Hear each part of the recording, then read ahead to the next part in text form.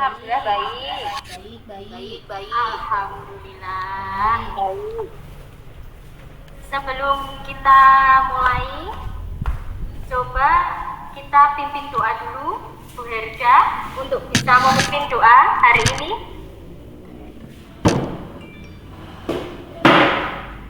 Diulang berikan yang bagus.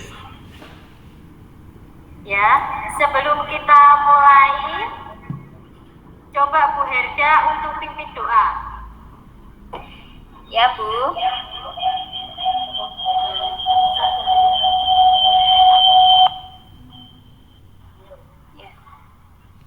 Marilah teman-teman semua untuk sebelum memulai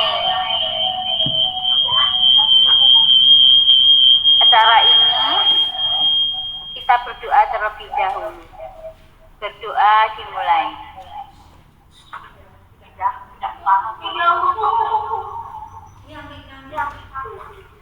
Berdoa selesai. Ya, terima kasih kepada Bu Herda yang sudah memimpin doa di sini. Terima kasih juga atas waktunya Ibu dan Bapak semuanya yang telah meluangkan waktu. Di sini kita akan belajar bersama tentang budaya positif yang akan dilakukan di sekolah kita. Sebelum mulai, bagaimana kalau kita ice breaking dulu? Siapa yang mau memimpin ice breaking hari ini?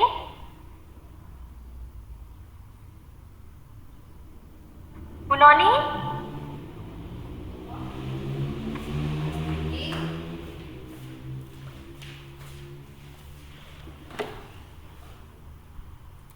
Maaf Bu Linda, bisa diulang?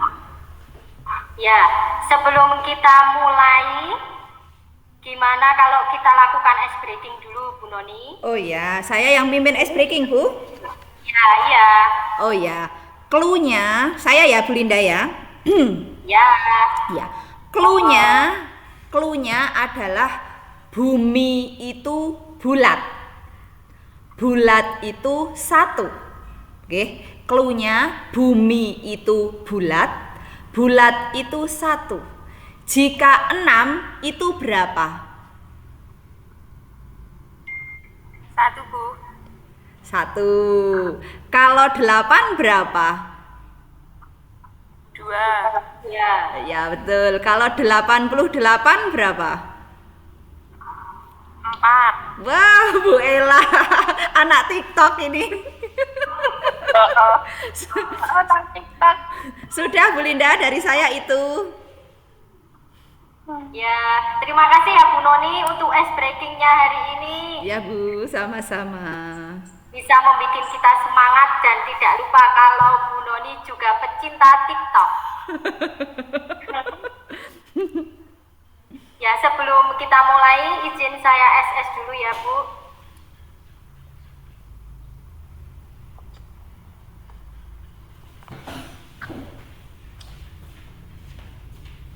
Ketemu Rama?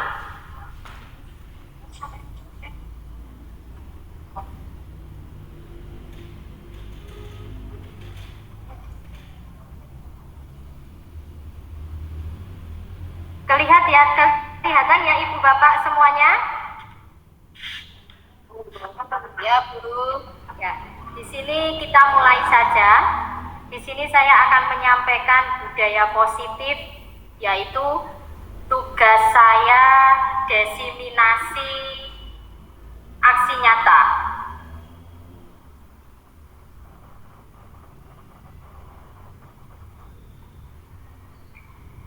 Di dalam filosofi KHD, Ki Hajar Dewantara, tujuan pendidikan adalah menuntun segala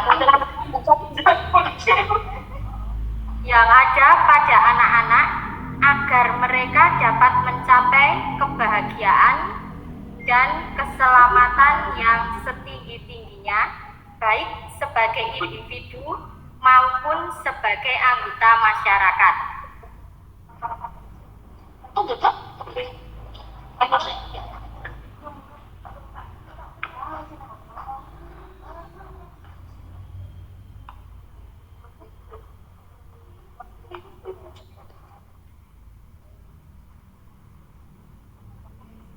Kemudian di dalam Ki Hajar Dewantara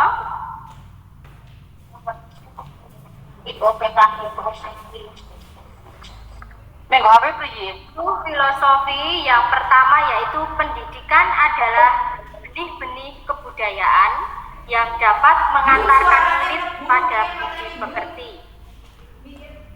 Kemudian pendidikan harus bersifat holistik yang meliputi olah cipta, rasa, karsa, dan tenaga, sehingga dapat mengantarkan pada pencapaian kesempurnaan budi pekerti. Yang kedua, pendidikan yang menghamba pada anak, yaitu pendidikan yang menekankan pada minat, kebutuhan, dan kemampuan individu. Pendidikan yang berpusat pada anak bukan sesuai keinginan pendidikan.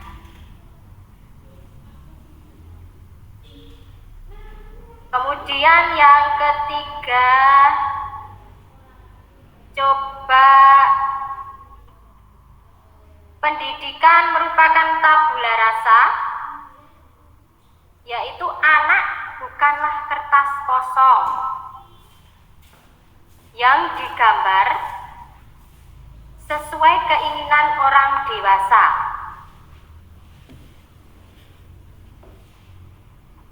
Pendidikan hanya bertugas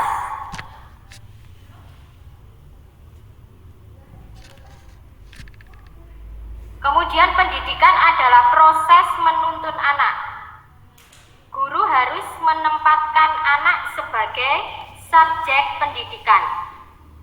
Guru bertugas sebagai pamong bagi anak yang berarti harus bertindak sebagai pendidik atau pengasuh atau pembimbing anak agar menemukan potensi terbaik dalam dirinya. Kemudian pendidikan sesuai kodrat alam dan kodrat zaman. Ini yang sangat penting ya Bapak Ibu, karena pendidikan harus mengharmoniskan ilmu, pengetahuan, dan lingkungan masyarakat. Kodrat alam berorientasi pada lingkungan sosial, budaya, dan seni.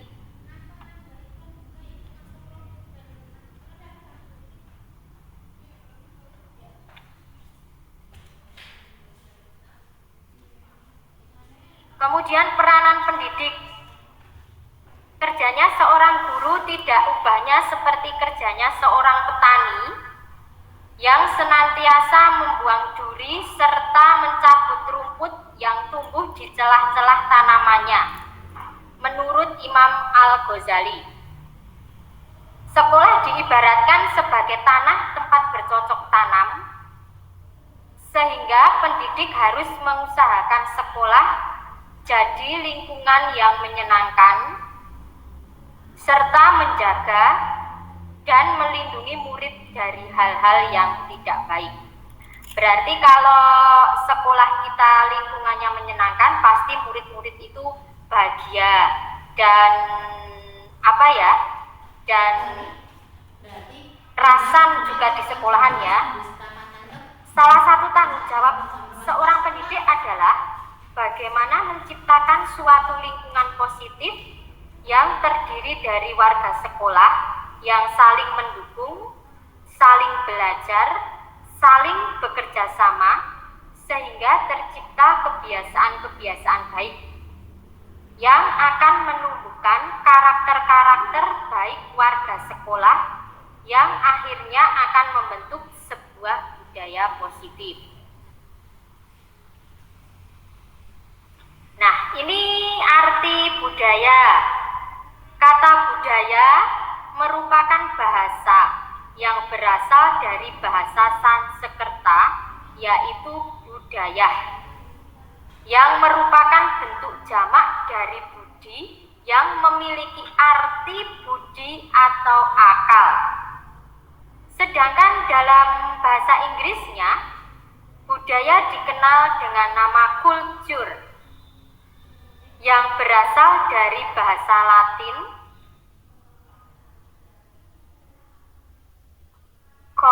yang berarti mengolah atau mengerjakan.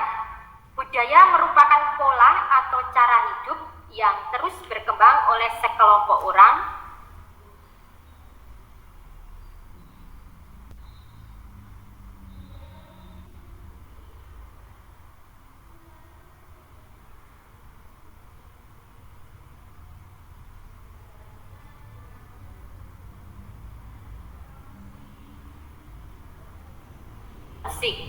murid. Maaf.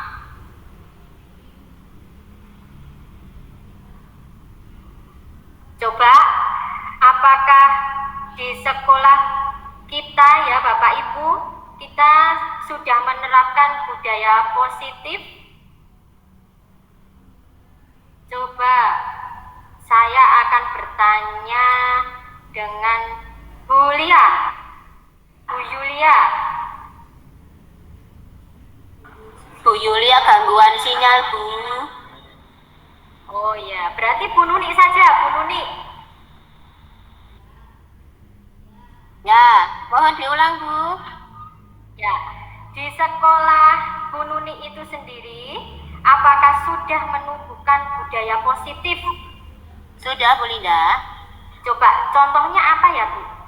Ya, di sekolah saya setiap pagi sudah anak-anak berbaris di depan sebelum masuk kelas. Setelah itu anak-anak masuk kelas berdoa mengawali awal pelajaran. Setelah itu anak-anak membaca surah-surah pendek sesuai dengan kelasnya masing-masing.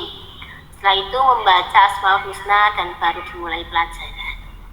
Selain itu juga ada itu Bu, ketika Bu Guru Rawuh sama Pak Guru Rawuh itu anak-anak sudah berjajar salaman di pagi hari. Dan juga ketika pulang sekolah anak-anak juga salaman dengan guru. Seperti itu Bu Linda, terima kasih. Ya, terima kasih Bu Nuni. Semoga budaya positifnya tetap di sekolahan tetap berjalan ya.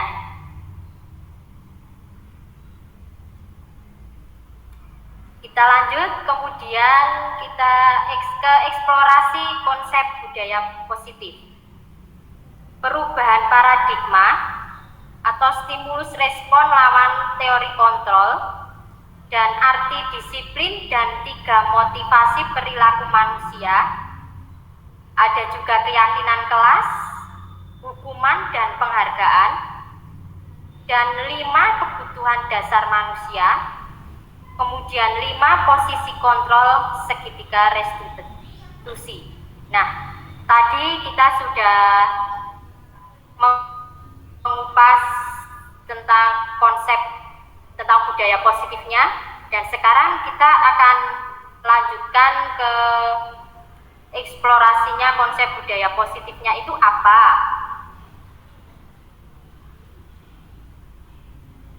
Nah, itu ilusi teori kontrol. Ilusi guru mengontrol murid yang pertama. Kemudian ilusi bahwa semua penguatan positif efektif dan bermanfaat.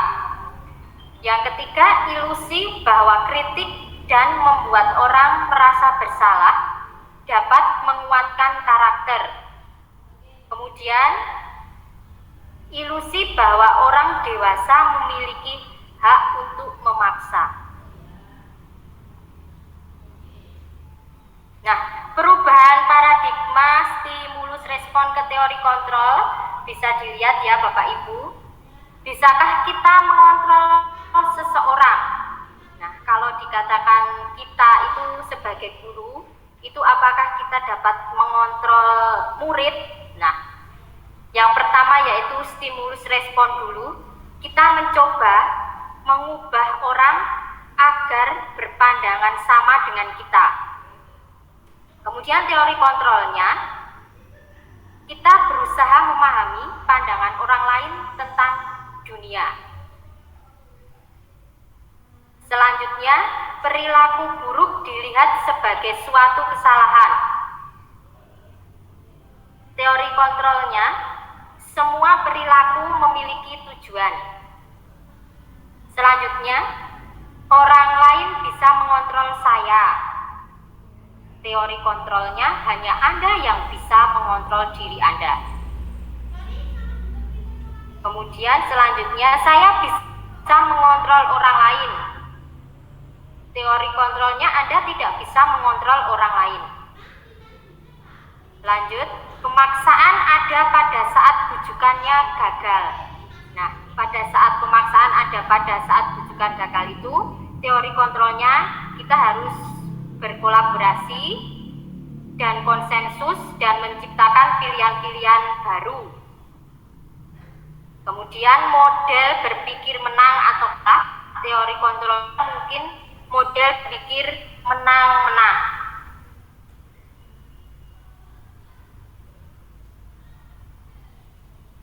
Apakah makna disiplin?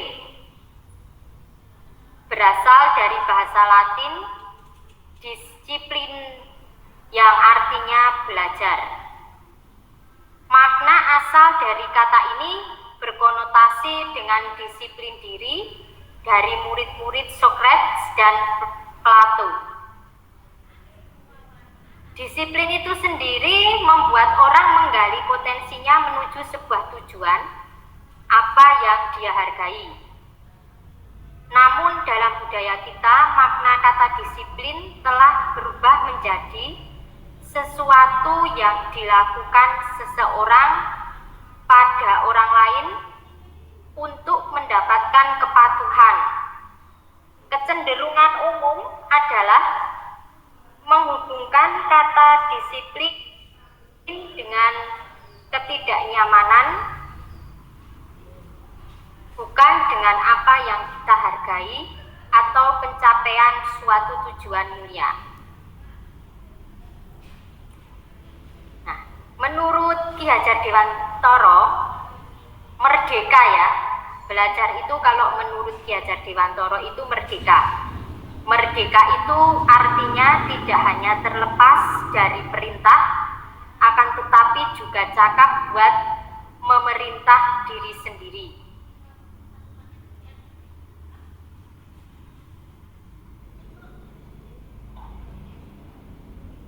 Untuk disiplin positifnya merupakan pendekatan mendidik anak untuk melakukan kontrol diri dan menumbuhkan kepercayaan diri.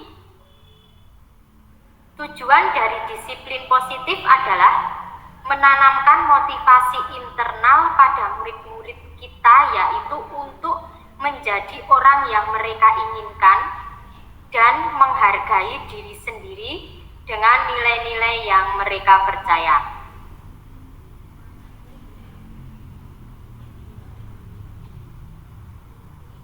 Visi terwujudnya peserta didik yang beriman dan bertakwa, mandiri, bergotong royong, bernalar kritis, dan berwawasan lingkungan.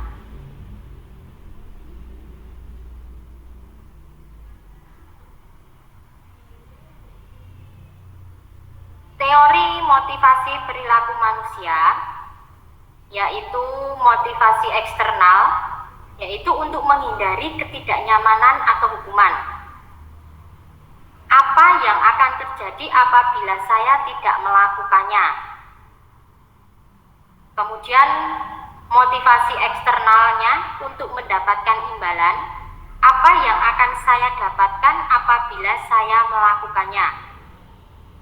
Kemudian motivasi internalnya, tujuan disiplin positifnya untuk menghargai diri sendiri, menjadi insan sesuai harapan. Saya akan menjadi orang yang seperti apa bila saya melakukannya. Hukuman ini perbedaan antara hukuman, konsekuensi, dan restitusi. Kalau hukuman itu adalah bersifat tidak terencana atau tiba-tiba. Anak tidak tahu apa yang terjadi atau tidak dilibatkan karena bersifat satu arah, tanpa ada kesepakatan berupa fisik atau psikis. Kemudian apa yang dimaksud dengan konsekuensi?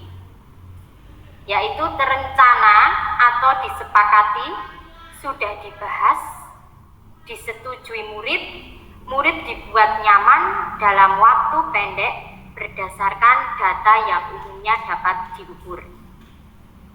Kemudian restitusi itu sendiri adalah menciptakan kondisi bagi murid untuk memperbaiki kesalahan mereka sehingga mereka bisa kembali pada kelompok mereka dengan karakter yang lebih kuat.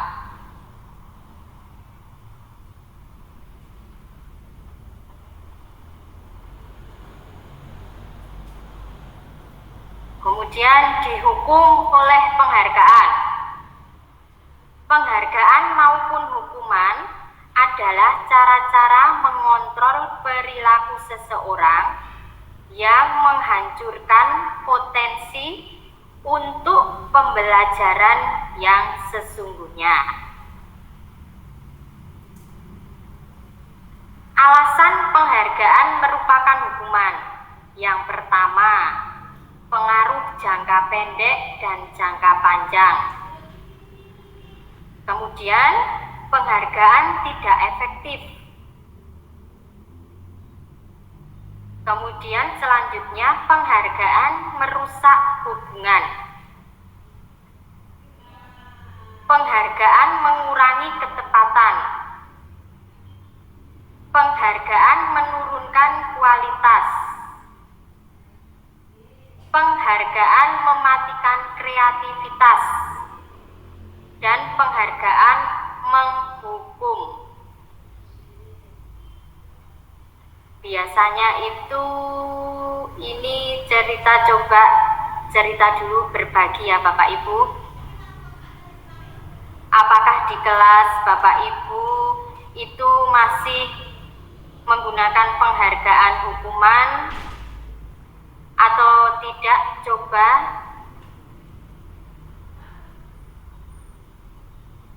Bu Herda, apakah masih di situ Bu Herda?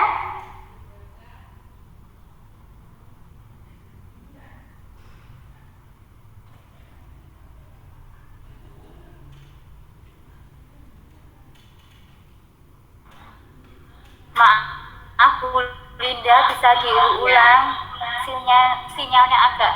Iya, enggak apa-apa Bu Herda.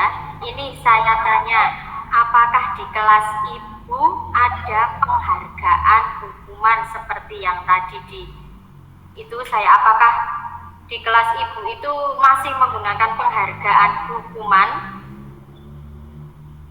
Di kelas saya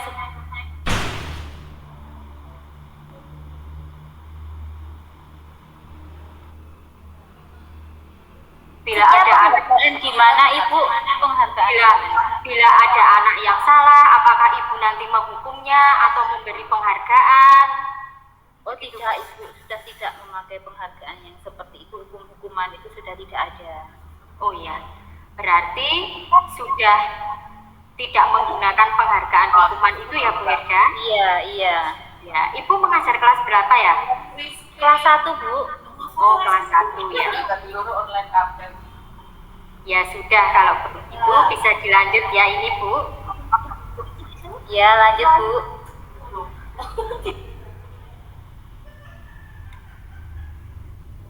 Kemudian yaitu keyakinan kelas.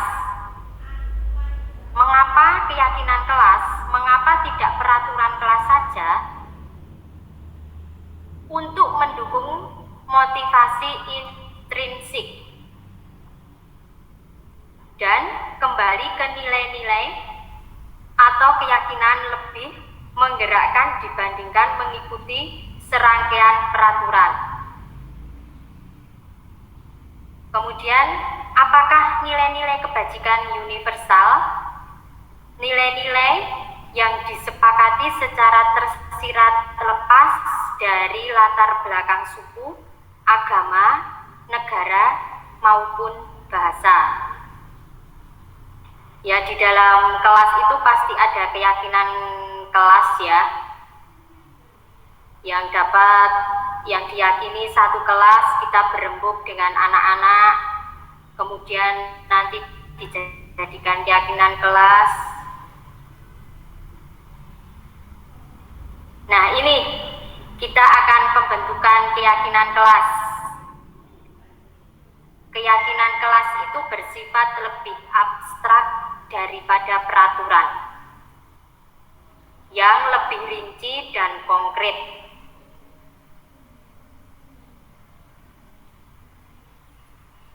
Kemudian keyakinan kelas. Yang ketiga, pernyataan keyakinan kelas senantiasa dibuat dalam bentuk positif. Dalam bentuk positif itu biar anak itu mengerti dan mematuhi apa yang kita buat keyakinan kelas bersama anak-anak itu, kita nanti akan dibuat dengan kalimat yang bentuknya positif. Keyakinan kemudian selanjutnya yang keempat yaitu keyakinan kelas hendaknya tidak terlalu banyak sehingga mudah diingat dan dipahami oleh semua warga kelas. Kemudian keyakinan kelas itu sebaiknya sesuatu yang dapat diterapkan di lingkungan tersebut. Kemudian semua warga kelas hendaknya ikut berkontribusi dalam pembuatan keyakinan kelas lewat kegiatan curah pendapat. Selanjutnya, bersedia meninjau kembali keyakinan kelas dari waktu ke waktu.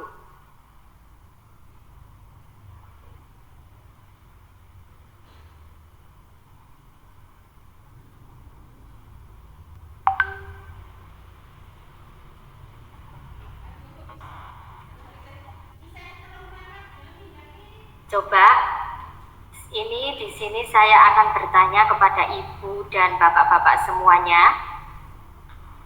Apakah di kelas panjenengan sudah pembentukan keyakinan kelas? Coba bisa diceritakan ya dari Bu Noni, Bu Yulia, Bu Eri. Coba saya tanya apakah sudah melaksanakan dalam pembentukan keyakinan kelas dengan anak-anak di kelas? Bu Yulia, bisa mendengar saya? Bisa, Bu Linda. Ya, terima kasih Bu Yulia. Bu Yulia bisa diceritakan apakah di kelas Bu Yulia pernah atau sudah membentuk keyakinan kelas dengan anak-anak? Bu Yulia mengajar kelas berapa ya? Rene Yul.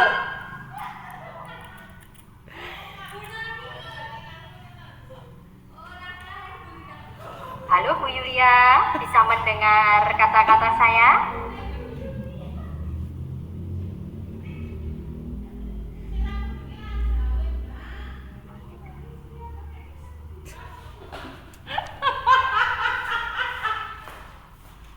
Bu Yulia?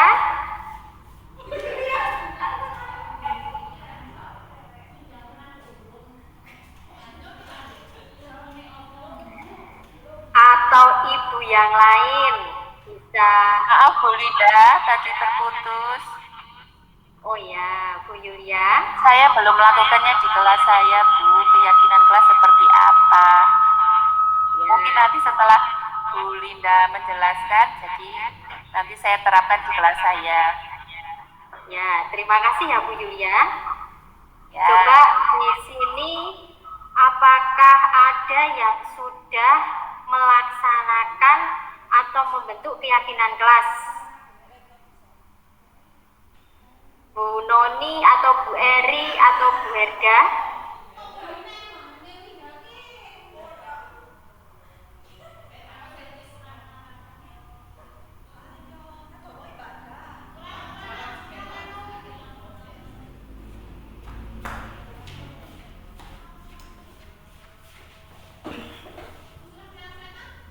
Ya, Bu Linda. Oh ya, maaf. Apakah mendengar suara saya? Ya, terdengar sangat jelas. Ya, Bu Noni bisa menceritakan atau apakah di kelas Bu Noni itu sudah melaksanakan pembentukan keyakinan kelas dengan murid-murid? Beberapa waktu yang lalu saya sudah mencoba untuk berdiskusi dengan anak-anak untuk membuat sebuah keyakinan kelas. Dimulai dari yang pertama itu di awal tahun pelajaran kita berdiskusi bersama anak-anak. Kalau biasanya kita itu menggunakan peraturan sekolah untuk pegangan anak-anak, tapi ternyata kok tidak nyaman, anak-anak itu tidak nyaman. Kemudian saya dengan rekan-rekan di sekolah itu berinisiatif untuk membuat sebuah keyakinan kelas di mana anak-anak itu dilibatkan secara langsung untuk membuat butir-butir dari peraturan kelas tersebut. Memang bahasanya itu masih abstrak, Bu, bahasa anak-anak itu masih tidak karu-karuan. Pokoknya yang penting itu anak-anak itu tidak boleh makan di kelas, tidak boleh datang terlambat, tapi tidak apa-apa, tetap harus dihargai. Setelah itu, setelah dari kata-kata anak itu, kita berusaha untuk membantu anak-anak untuk merubahnya menjadi sebuah kalimat positif, di mana kalimat itu bersifat ajakan atau menumbuhkan kesadaran. Nah, dari situlah tercipta keyakinan kelas. Kita diskusi lagi, terdapat beberapa poin, baru itu kita tempel di kelas dan kita pedomani bersama-sama. Jadi dari anak untuk anak dan dipatuhi oleh anak. Kira-kira begitu, Bu Linda? Itu untuk kelas berapa ya, Bu Noni? Itu kelas 4. Oh ya, kelas 4. Berarti kalau anak-anak itu kelas 4 itu berarti sudah melaksanakan dan sudah bisa di kelas itu sudah bisa melaksanakan yang tadi yang dibuat keyakinan kelas 1 kelas itu ya? Iya, tapi belum sepenuhnya, kita masih belajar. Ya, terima kasih Bu Noni atas sharingnya. Ya, sama-sama Bu Linda.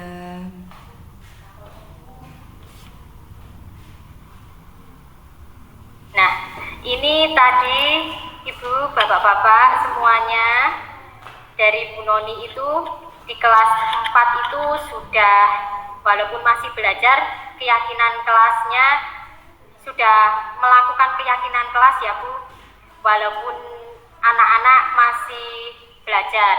Nah, kita semoga besok bisa menerapkan ini semua di kelas, dan keyakinan kelas ini sesudah kita belajar bersama-sama kita bisa menerapkannya di kelas kita masing-masing. Ya, terima kasih ya teman-teman semuanya.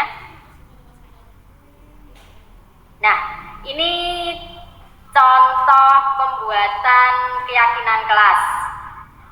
Sebelum keyakinan kelas itu, sebelum pembuatan keyakinan kelas itu kita harus melakukan diskusi dulu bersama anak-anak ya. Coba untuk ibu yang lain, apakah Bu Nuni bisa berbagi tentang pembuatan keyakinan kelas, atau Bu Herda? Bu Herda ini yang kayaknya ya Bu, senyum-senyum, kayaknya bahagia ya Bu Herda hari ini. Iya Bu, iya. Di sini juga saya itu kok banyak ilmu yang bisa saya timba di sini Bu. Jadi kalau boleh tahu Ibu tadi senyum-senyum bahagia, rasanya berbunga-bunga sekali hari ini. Iya Ibu, ini kan hari Sabtu, besok libur. Iya, jadi bisa ini agak istilah ngedem pikir gitu. Iya. Besok mau jalan-jalan kemana ya Bu Herda? Saya mau ke Jogja Bu. Oh ya, jangan lupa oleh-oleh ya. Oh ya, bakpia. Iya. Nah, terima kasih Bu Herda. Ya. Bu Herda, ini tadi Bu Noni sudah berbagi tentang pembuatan keyakinan di kelasnya. Coba Bu Herda di sini bisa berbagi juga dengan teman yang lain. Iya, Bagaimana? Ya Bu Herda tadi maaf, tadi kalau Bu Noni kan kelas 4. Kalau anak-anak kelas 4 itu kalau diajak diskusi kan sudah mengerti ya sedikit. Iya. Nah, kalau saya ingin tahu kalau Bu Herda kan di kelas 1. Nah, kalau ngajar kelas 1 itu kan anak-anak juga masih bingung kalau untuk berdiskusi. Nah, bagaimana Ibu cara solusinya untuk pembuatan keyakinan kelas ini? Iya, jadi untuk di kelas yang saya ampu ini kebetulan saya mengajar kelas 1 yang anak-anaknya itu masih belum lancar dalam membaca dan menulis. Untuk pembentukan keyakinan kelas ini saya masih menawarkan sama anak-anak. Jadi saya tawarkan anak itu mengusulkan, Bu, jangan masuk kelas lambat, Bu, jangan, karena bahasanya itu masih kayak TK ya Ibu, karena masih terbawa suasana, mungkin di SD itu dia baru, jadi bahasanya masih seperti itu, Bu. Jangan nakal, jangan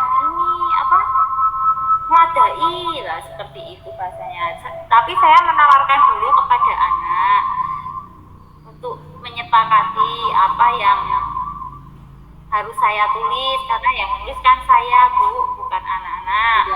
Iya Bu. Iya. Soalnya kan kalau anak kelas 1 itu memang susah. Iya, Bu.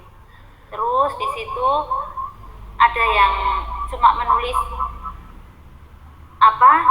kata saja, Bu, ya sama udah mudeng ini maunya apa, jadi saya beri pertanyaan, anak itu menjawab, begitu nanti saya yang menulis. Nah, itu pembuatan keyakinan kelas seperti itu. Setelah itu saya bacakan ke anak-anak mana yang kiranya mau ditambah ataupun yang mau dikurangi, seperti itu.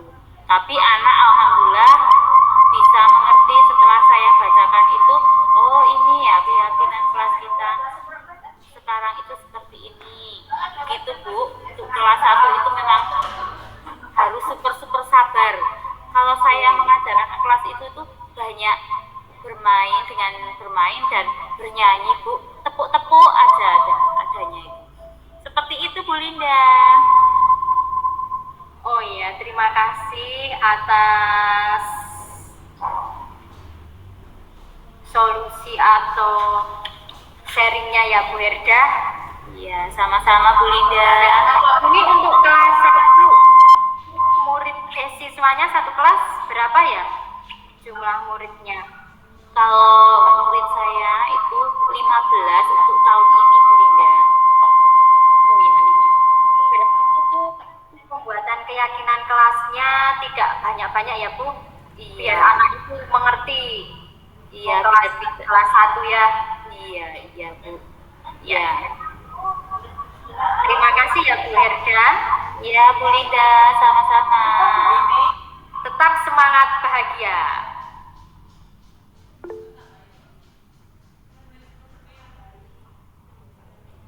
Ya, coba Bu Nuni bisa menceritakan atau sharing kepada kita. Ya, terima kasih Bu Linda.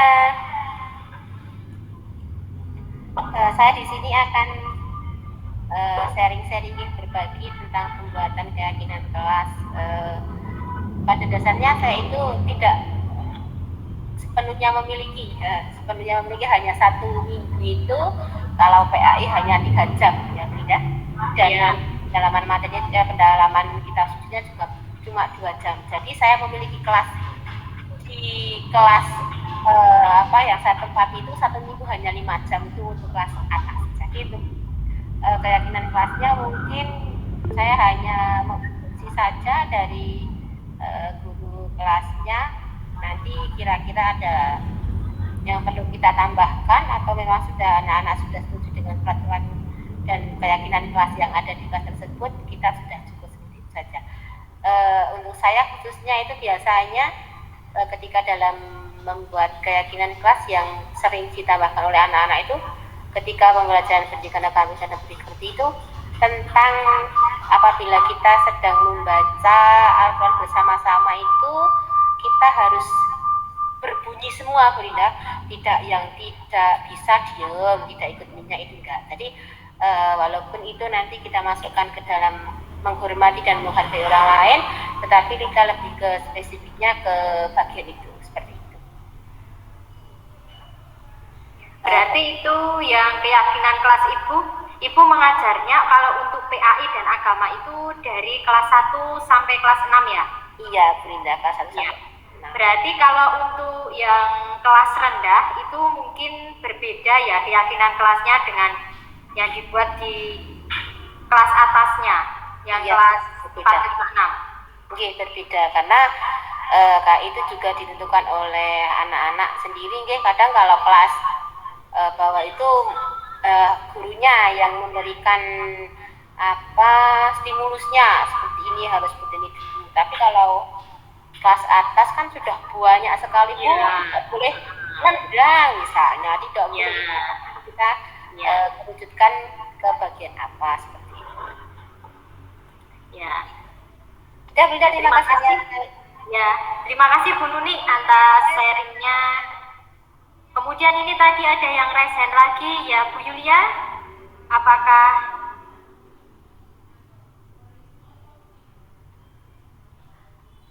Bu Yulia ada di tempat?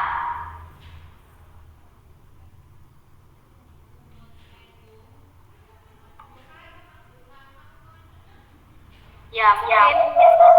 Ya, Bu Linda. Oh ya. Gimana Bu Yulia? Ada yang mau apa mau sharing lagi tentang keyakinan kelas ini di kelas Ibu? Saya mau tanya saja, Bu Linda. Ya. Kurang jelas.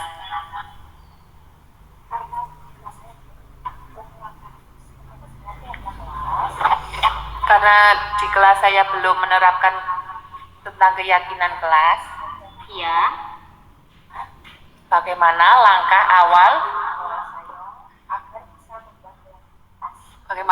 awal saya untuk membuat keyakinan kelas di kelas saya sendiri? Mana Bu Linda? Ya, Ada sarannya? Ya. Mungkin ini saya akan mencoba menjawab pertanyaan dari Bu Yulia. Kalau memang tadi kan saya sudah bertanya dengan Bu Yulia, kalau Bu Yulia sudah melaksanakan keyakinan di kelasnya belum? Nah, jawaban Ibu belum. Tadi sudah ada sharing-sharing dari Bu Herda, Bu Nuni, dan Bu Noni. Kalau Bu Herda itu tadi keyakinan kelas yang dilakukan itu karena memang Bu Herda itu mengajar di kelas 1 dan Bu Noni mengajar di kelas 4, kelas tinggi ya. Dan tadi Bu Nuni juga sebagai guru mapel agama juga ikut serta dalam pembuatan keyakinan kelas. Mungkin yang pertama Bu Yulia, sebelum kita melakukan keyakinan kelas, saya coba ulang lagi dari sini. Nah, kita buat yang pertama itu kesepakatan kelas dulu bersama anak-anak. Kita membuat kesepakatan kelas. Nah, kesepakatan kelas itu kalau kita sudah sepakat dengan anak-anak, kita tulis dulu. Nanti sama contohnya seperti ini ya. Ini cara pembuatan keyakinan kelas. Yang pertama yaitu dengan kesepakatan kelas, kita tulis dulu atau di papan tulis atau bisa menggunakan dengan kertas juga bisa, pakai kertas manila.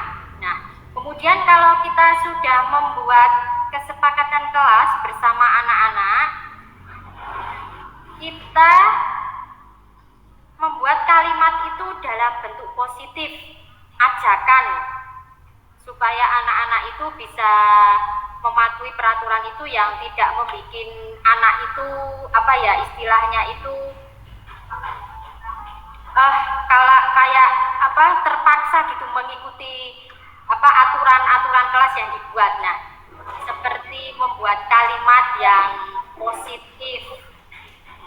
Jangan, kalau tadi kita sudah membuat jangan buang sampah di dalam meja. Nah, kita jangan membuang sampah sembarangan.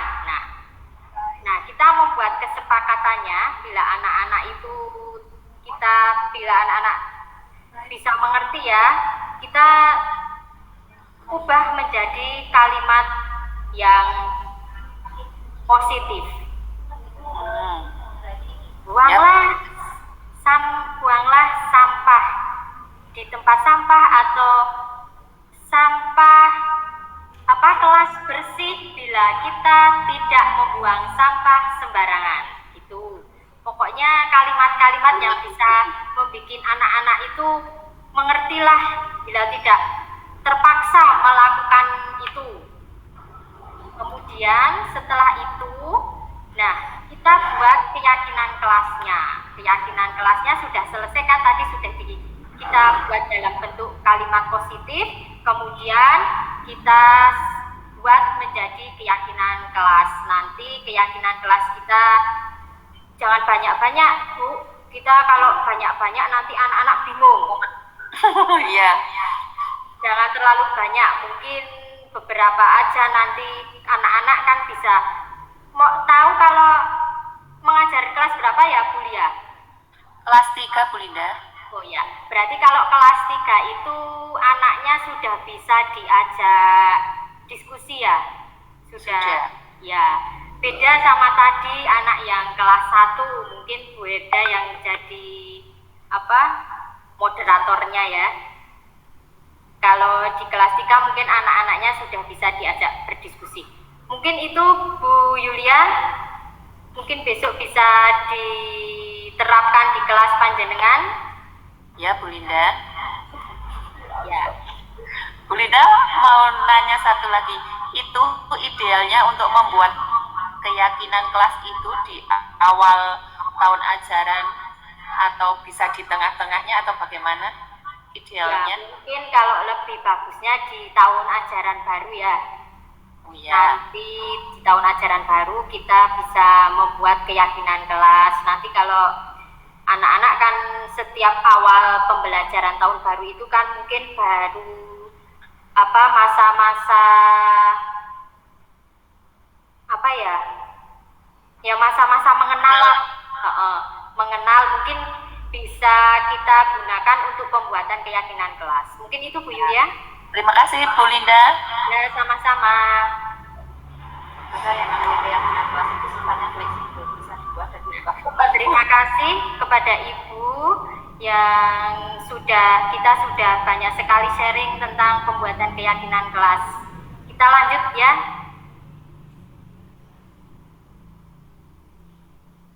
Nah, sesudah itu kita akan membuat peraturan.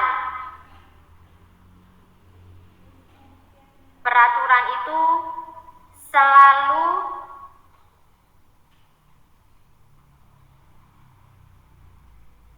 kembalikan buku ke tempatnya. Nah, keyakinan kelas itu nilai kebajikannya itu tanggung jawab. Kemudian dilarang mengganggu orang lain. Nah, nilai kebajikannya itu menghormati.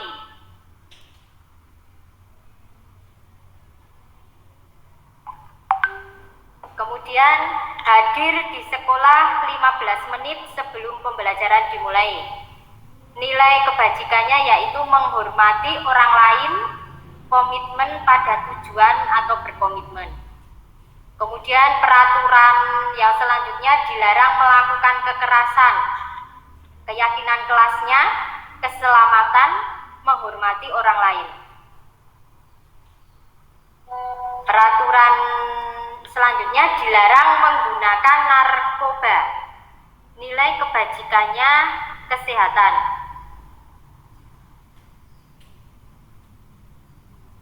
Kemudian bergantian atau menunggu giliran. Nilai kebajikannya menghormati orang lain, kesabaran. Kemudian peraturan selanjutnya gunakan masker. Keyakinan kelasnya kesehatan, keselamatan, dan kepedulian. Kemudian peraturan selanjutnya, jangan berlari di kelas atau koridor.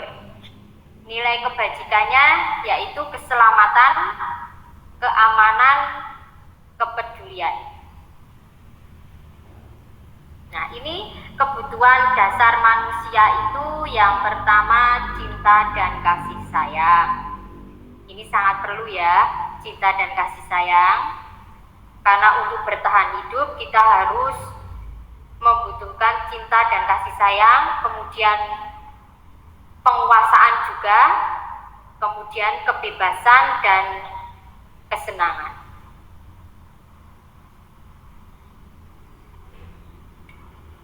5 posisi kontrol guru. Nah, 5 posisi kontrol guru itu yang pertama penghukum, pembuat rasa bersalah, teman, pemantau, manajer. Coba sekarang saya akan tanya, di manakah posisi Anda saat ini? Sebagai apa? Sebagai penghukum atau pembuat rasa bersalah, teman, pemantau, atau manajer? Coba ada yang mau menjawabkah? Atau saya tunjuk by name? Oh ya, ya Bu Herda, monggo. Iya Bu, terima kasih. Posisi saya saat ini sebagai guru, sebagai penghukum Bu. Oh ya, sebagai penghukum Iya. ya Bu Herda. Iya. Ya, coba yang lainnya. Sebagai posisi sebagai apa lagi Bu Ella? Coba Bu Ella.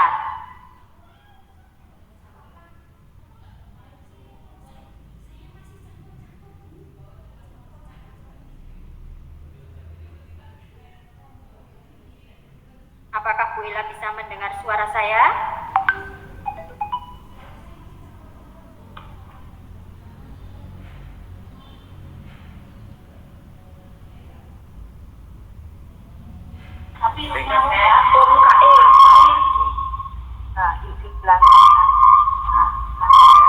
Selamat siang Bu. Ya, Pak Dedi. Ya, kalau saya masih campur-campur Bu. Campur-campur itu Iya. seperti apa? Ya sebagai penghukum, sebagai pembuat rasa bersalah, Ya, sebagai teman juga. ya sebagai teman, berarti semuanya ya Pak? Ya, Merangkap semuanya dari penghukum, pembuat rasa bersalah, teman, pemantau, manajer. iya. Ya, ini Pak Dedi sebagai guru apa Pak? PJOK. Ya, guru PJUK. Coba, terima kasih Pak Dedi. Ya Bu, sama-sama. Nah, coba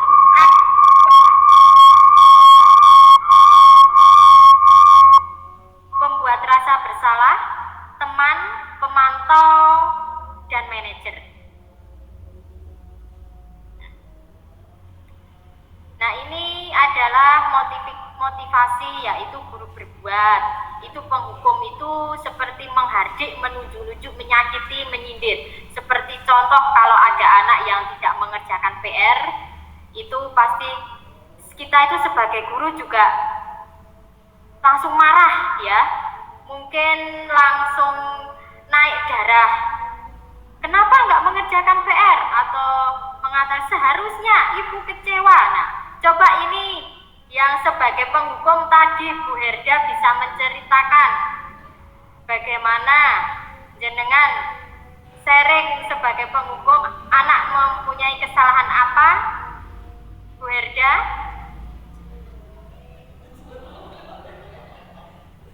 Iya Bu, ya yang selama ini saya di kelas itu saya lakukan itu, jika ada anak yang bersalah itu saya langsung rungok gitu.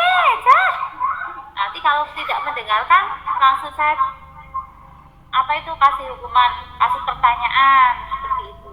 Coba 5 tambah 2 berapa? Karena kamu nggak mendengarkan. Nah, seperti itu Bu. Ya, berarti Berarti langsung ya Bu, jenengan langsung apa ngomong gitulah ke anaknya ya langsung Iya, gitu. iya, Sambil Iya. menunjuk-nunjuk enggak Bu? iya, sambil gemes gimana gitu tuh Bu, kok anak ini berbuat salah gitu. Nangis enggak Bu itu anaknya? Anaknya ketakutan. Nah iya takut sama Bu Herda ya. Iya, takut, serem kayak ada momok gitu. Ya, ya makasih Bu Herda. Iya Bu, sama-sama. Ya, mungkin ini yang penghukum ya, kemudian yang membuat orang merasa bersalah, berceramah dan mengatakan seharusnya kepada anak atau ibu kecewa. Mungkin anak itu lalu mikir wah, salah, harus piye. Nah, mungkin membuat anak itu langsung sama gurunya itu, kamu itu bersalah, seharusnya gini-gini, ibu kecewa. Nah, mungkin anak itu langsung berpikir, merasa bersalah. Kemudian yang teman membuatkan alasan-alasan untuk muridnya. Kemudian sebagai pemantau menghitung dan mengukur. Dan sebagai manajer ini itu mengajukan pertanyaan-pertanyaan dulu, apakah untuk apa tadi tidak mengerjakan PR itu kenapa, kita bertanya dulu sama anaknya, jangan langsung tadi kamu kenapa tidak mengerjakan PR. Nah mungkin kita tanya dulu, anaknya pasti mempunyai alasan. Kemudian kita lanjutkan. Nah ini restitusi. Restitusi itu adalah proses menciptakan kondisi bagi murid untuk memperbaiki kesalahan mereka, sehingga mereka bisa kembali pada kelompok mereka dengan karakter yang lebih kuat. 9 ciri-ciri restitusi. Yang pertama, bukan untuk menebus kesalahan, namun untuk belajar dari kesalahan. Kedua, memperbaiki hubungan. Ketiga, tawaran bukan paksaan. Yang keempat, restitusi menuntun untuk melihat ke dalam diri. Yang kelima, restitusi mencari kebutuhan dasar yang mendasari tindakan. Yang keenam, restitusi diri adalah cara yang paling baik. Yang ketujuh, restitusi fokus pada karakter bukan tindakan. Yang kedelapan, restitusi fokus pada solusi. Dan yang kesembilan, restitusi mengembalikan murid yang berbuat salah pada kelompoknya. Nah ini untuk segitiga restitusinya. Yang pertama, validasi tindakan yang salah. Kamu tentu punya alasan mengapa melakukan itu. Nah, sebelum anak itu mempunyai kesalahan, pasti anak itu punya alasan. Kemudian, adakah cara yang lebih efektif untuk mendapatkan apa yang kamu butuhkan? Kemudian, menstabilkan identitas. Setiap orang pasti pernah melakukan kesalahan. Ya, kita tanya dulu. Setiap orang pasti pernah melakukan kesalahan dan kamu bukan satu-satunya yang pernah melakukan itu. Kemudian baru menanyakan keyakinan. Nilai-nilai apa yang telah kita sepakati? Kan kita sudah membuat keyakinan kelas. Kalau anak itu punya alasan tidak sepakat dengan keyakinan kelas itu, kenapa? Pasti kita tanya dulu apa alasannya. Apakah kamu ingin menjadi orang yang seperti apa?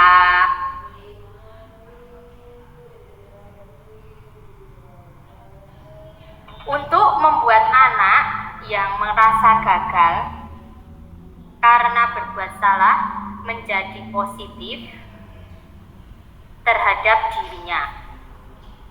Yang pertama, menstabilkan identitas, yaitu guru berkata, berbuat salah itu hal yang manusiawi.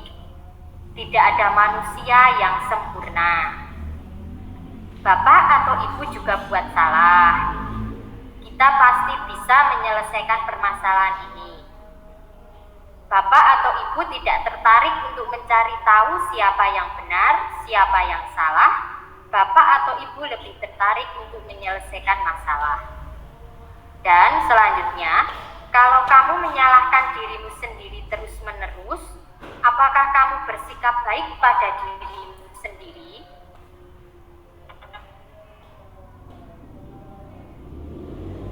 Kemudian validasi tindakan yang salah.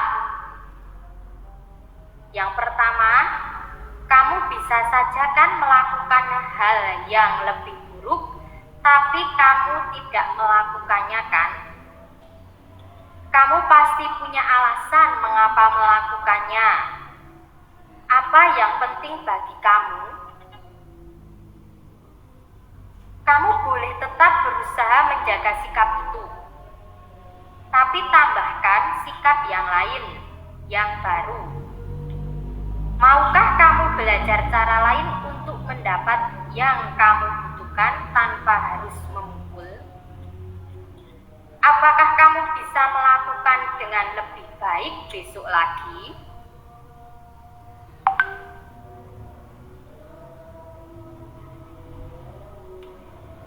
Untuk selanjutnya, menanyakan keyakinan atau nilai yang diyakini, yaitu dengan cara apa nilai yang kita percaya di kelas atau sekolah kita. Kemudian nilai-nilai universal apa yang telah kita sepakati. Kemudian kelas yang ideal itu seperti apa sih?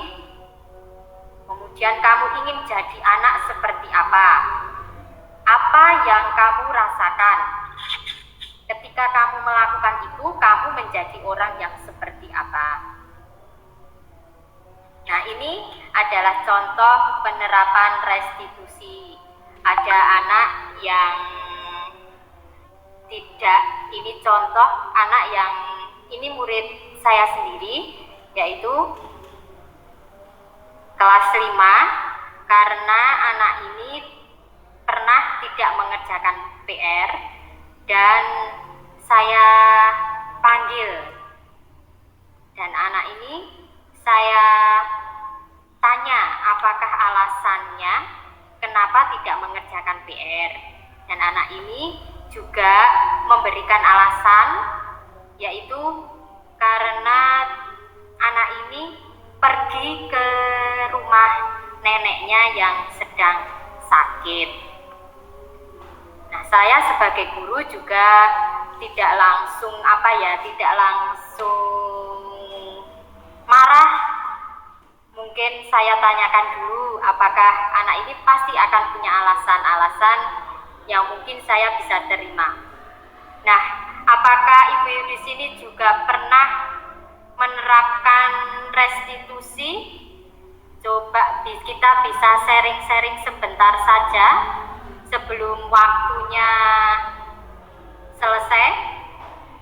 Apakah Bapak Ibu ada yang mau raise hand?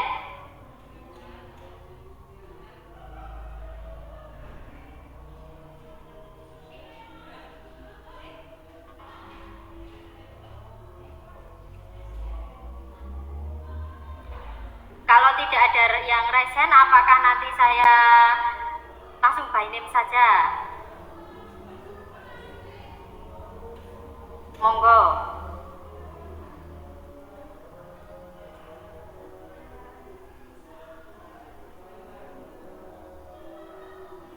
Apakah Bu Nuni masih mendengarkan saya?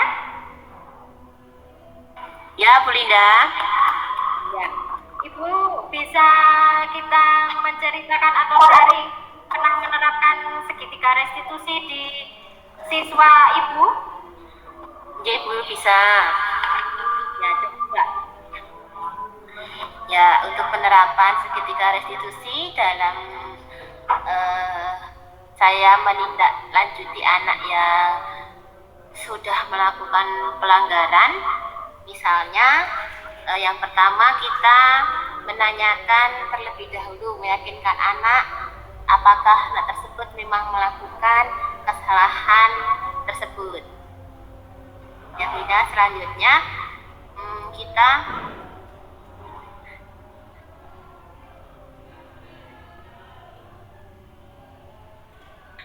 setelah itu kita memberikan sesuatu hal kalimat seperti kalau bahasa saya itu ngeyem-ngeyem Ibu Linda, misalnya anak terlambat, terus saya menanyakan kenapa kamu tak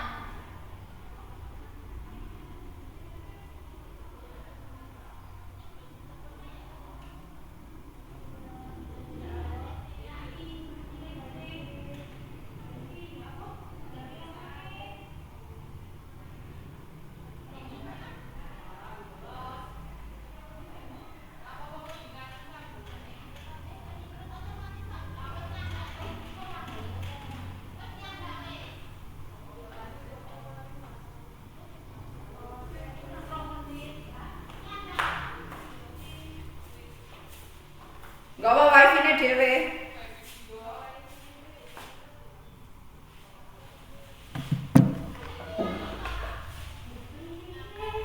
Nggawa wifi-ne dhewe.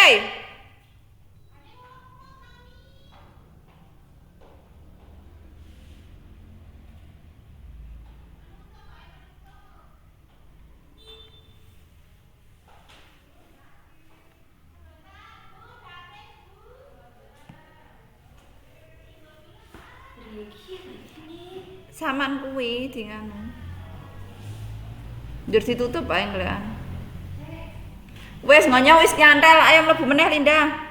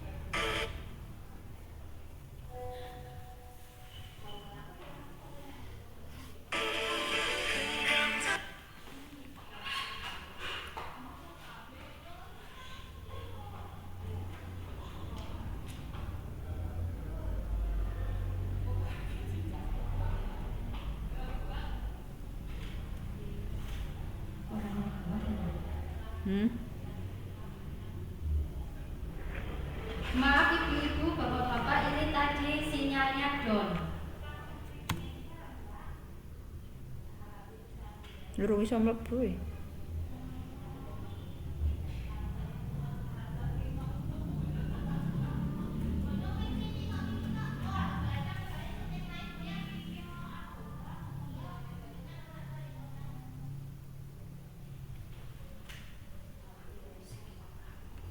Ora iso ndak. Ora iso mlebunya.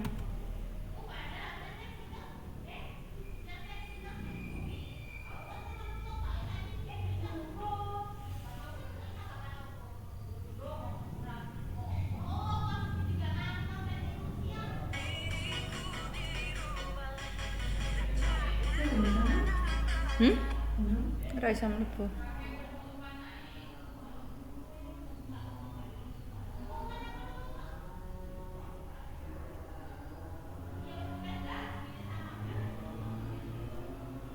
Ora iso nyosan. Tidak ada internet. Wis ki rekamane tak hentikan ya.